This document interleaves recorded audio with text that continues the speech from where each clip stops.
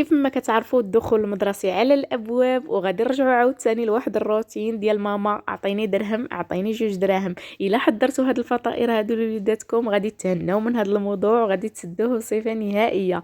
ما حلوينش بزاف، فيهم حلاوه طبيعيه، كيجيو زوينين، ما غادي يعرفوكم لا شريتوهم ولا صيبتوهم في الدار. تبعوا معايا المكونات والطريقه ديال التحضير. كنحتاج 200 مليلتر من الحليب الطازج، كنضيف عليها 2 معالق كبار ديال السكر وواحد المعلقه ديال الخميره ديال الخبز. كنحرك كلشي وكنخلي داك الخليط يرتاح.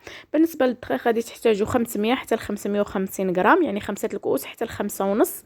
غادي نضيف عليها 150 غرام ديال الزبده، وكنبسبس بها داك الدقيق كيف ما كتشوفوا معايا مزيان.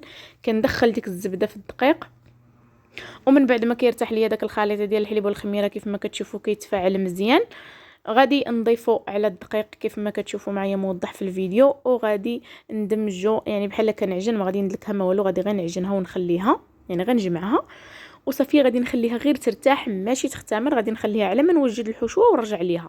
هنايا كتحتاجوا التمر، انا كناخذو معجون وكنزيد نفورو شويه باش كيطلق. الا بغيتو تاخذوا غير التمر عادي تفوروه وتعجنوه. المهم عندي 500 غرام ديال التمر، كنزيد عليها 2 معالق قرقاع او جوز او الجوز، وزوج ديال المعالق ديال اللوز، ومعلقه صغيره ديال الزبده. بالنسبه للقرفه وما زهر غير الا كيعجبوكم وكيعجبوا وليداتكم ضيفوهم، ما كيعجبوهمش ما تنسموش بهم. صافي كندمج ديك العجينه ديال التمر مع دوك المكسرات مزيان، وكنشكلها على كويرات. هنايا بغيتو ديروا دوك الفطائر ديالكم، ما غاديش نقول لكم بسكوي لانه ما كيجيش مقرمش بحال البسكوي. بغيتو ديروا الكويرات كبيره ديروها، بغيتو ديروها صغيره ديروها، يعني على حسب الحجم ديال هذاك الفطائر كيفاش بغيتوهم يجيوكم. هنا العجينه ديالي من بعد ما كترتاح حتى هي كنقسمها هكا لكويرات صغيره كيف ما كتشوفوا معايا كنشكلهم. انا هنايا درت الفطائر ديالي كبار شويه كيف ما قلت لكم، ديروا الحجم اللي بغيتو. وكنبقى نسرح ديك العجينه غير شويه، وكنوضع فيها كويره ديال التمر، وكنسد عليها بالعجين كيف ما كتشوفوا معايا حتى كنسالي الكميه اللي عندي، وكنبدا نقرصهم غير شويه كيف ما كتشوفوا. بعد ما وضعت واحد الصفيحه ديال الفرن، اما دهنوها بالزيت ورشوها بالدقيق اولا فرشوا فيها ورق الفرن غير من باب الاحتياط وصافي. اما العجينه راه ما كتلتصق ما والو.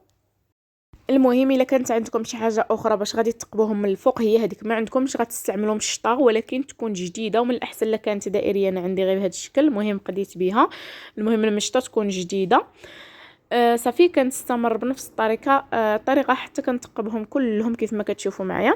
من بعد كناخذ صفار بيضاء، واحد المعلقه اولا 2 ديال الحليب، تقدروا دهنوهم غير بالحليب بوحدو اولا بصفار البيض بوحدو اللي بغيتو.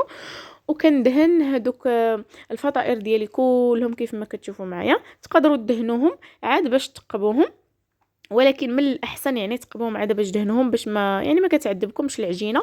صافي كندخلهم للفران حتى كيتحمروا من الاسفل ومن الاعلى. كيجي هذا هو الشكل ديالهم، كيجيو تبارك الله ما شاء الله زوينين. كما قلت لكم ما غاديش نقول لهم بسكوي لانهم ما كيجيوش مقرمشين، وحاجه اخرى ما كيجيوش يعني بحال البريوش هكذا مقطن، لا القوام ديالهم كيجي بوحدو.